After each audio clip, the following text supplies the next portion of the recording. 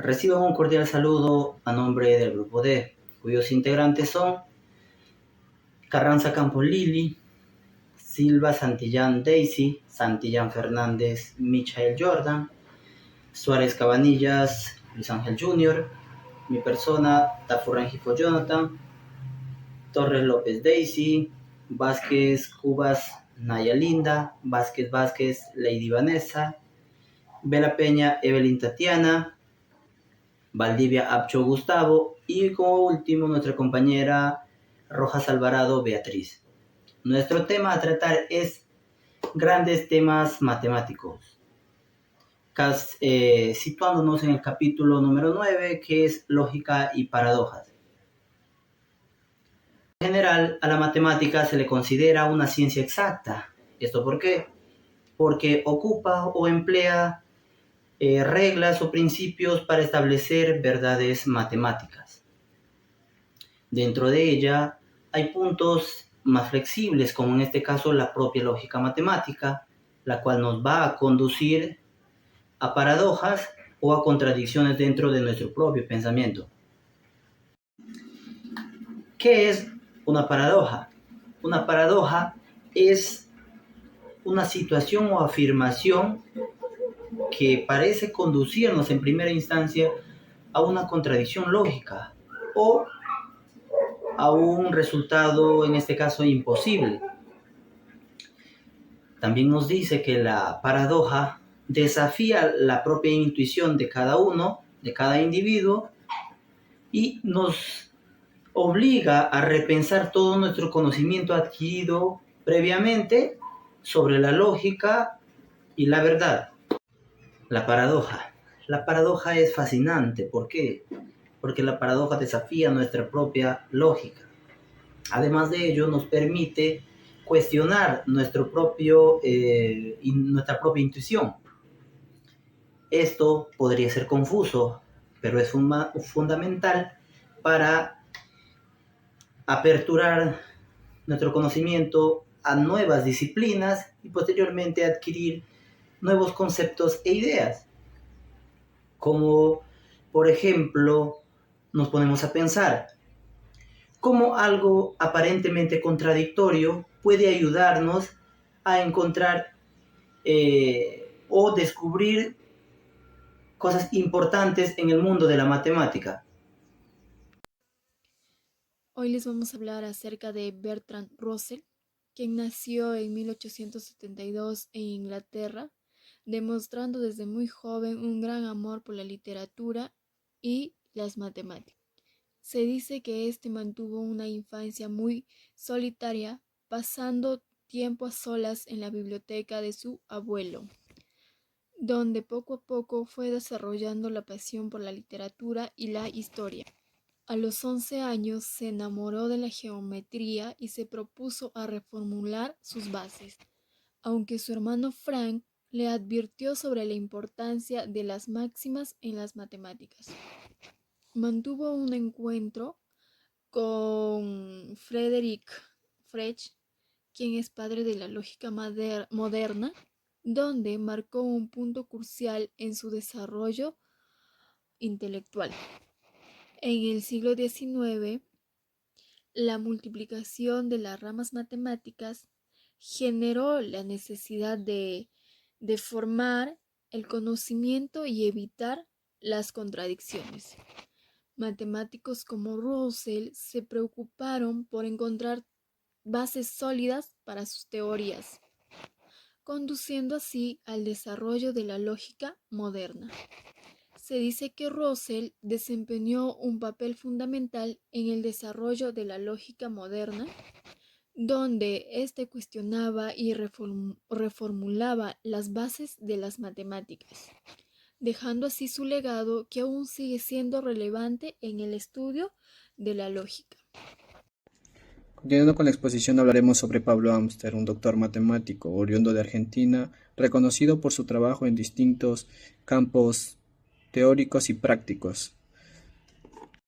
Por otra parte, como todos ya sabemos, Aristóteles fue fundador y padre de la lógica, pero no fue hasta el siglo XIX que realmente fue tratada como tal.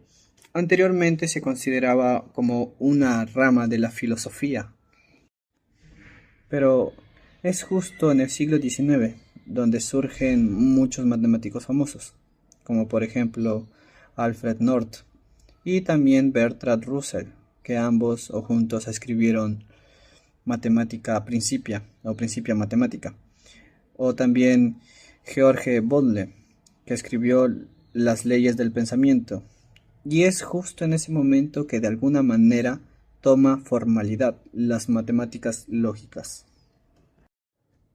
Pero todo ese sistema ya había sido inventado hace mucho tiempo atrás por Aristóteles, aproximadamente por el siglo IV a.C. Así que a partir de ahí es como que ya están abiertas las puertas a la matemática lógica. De alguna forma es una teoría matemática, pero de otra en realidad vendría a ser como una gramática de todas las matemáticas. O sea que toda matemática se escribe a partir de un lenguaje lógico, de conjuntos, a través de frases simples, para todo o al menos uno.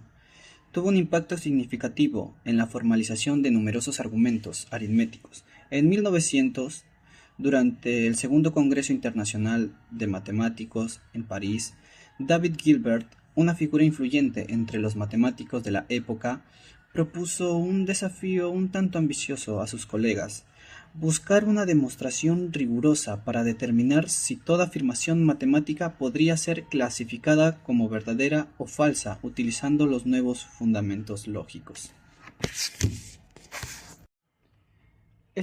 Este desafío se llevó a cabo en un momento en el que las teorías de Frege marcaban el territorio en el campo de la lógica matemática. Sin embargo, en 1902, cuando Gilbert estaba a punto de publicar sus pruebas, recibió una carta de Bertrand Russell, un joven matemático inglés. Al abrir el sobre, Gilbert se enfrentó a una paradoja que Russell había descubierto, la cual cuestionaba los cimientos mismos de la lógica establecida. Esta carta marcó un punto de inflexión en la historia de la lógica y la teoría de conjuntos.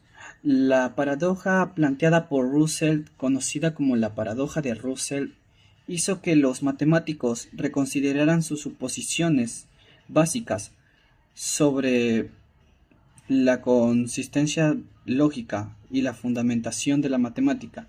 A partir de ese momento se desencadenó un intenso debate y un periodo de reflexión sobre los fundamentos de la lógica y matemáticas que ha continuado hasta el día de hoy. Hola a todos, mi nombre es Lili Carranza Campos. Siguiendo con la exposición, a mí me ha tocado exponer sobre qué es una paradoja. Muchos de nosotros nos preguntamos qué es una paradoja. Bueno, ahora les voy a mencionar qué es una paradoja.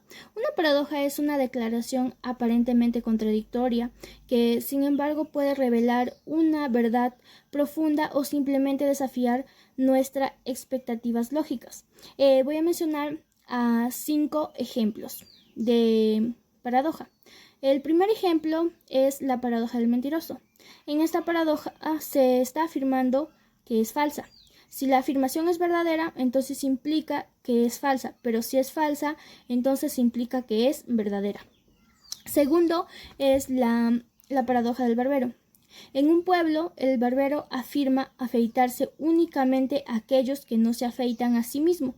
La pregunta es, ¿quién afeita al barbero?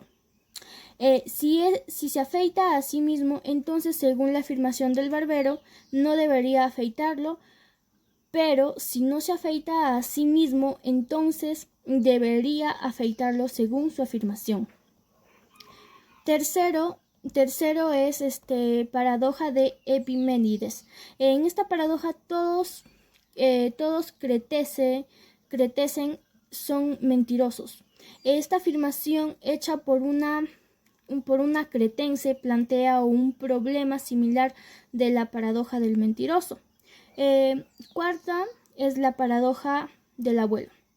En la paradoja del abuelo, supongamos que viajas en el tiempo y matas a tu propio abuelo antes de tu padre o tu madre nazca. Entonces, lo que significa es que tú nunca habrías nacido para poder viajar en el tiempo y matarlo. Quinto es paradoja de Zenón. En la paradoja de Zenón, en la cual, por ejemplo, Aquiles nunca alcanza a la tortuga en una carrera, ya que cada vez que Aquiles llega al lugar donde está la tortuga, esta ya ha avanzado un poco más. Bueno, entonces estos son los ejemplos de paradojas que desafían nuestra lógica y nos hacen reflexionar sobre la naturaleza y la verdad y la realidad.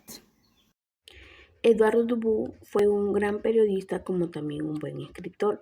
Él nace en Uruguay el 3 de septiembre de 1940 y se dice que él muere el 15 de abril en su ciudad natal.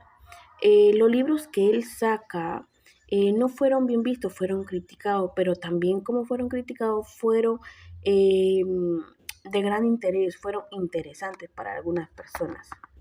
Bueno, Eduardo Dubois habla sobre la lógica y él deja una paradoja sobre el barbero. Y si nosotros nos preguntamos qué es una paradoja, se dice que es una idea, hecho o proposición que contradice la lógica o infringe el sentido común.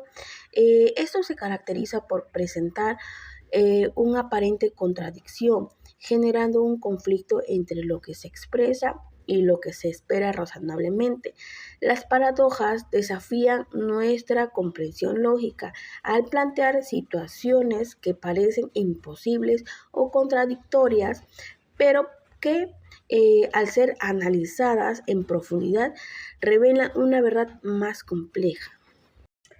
Entonces, la paradoja que Eduardo deja es esta, pues, ¿no?